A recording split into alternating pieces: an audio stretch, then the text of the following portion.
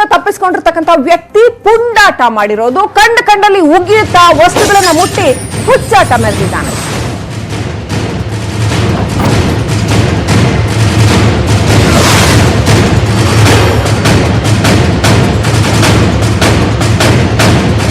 ಚಾಮರಾಜನಗರದಲ್ಲಿ ಸೈಯದ್ ಸಲಾವುದ್ದೀನ್ ಹುಚ್ಚಾಟ ಮೆರೆದಿದ್ದಾನೆ.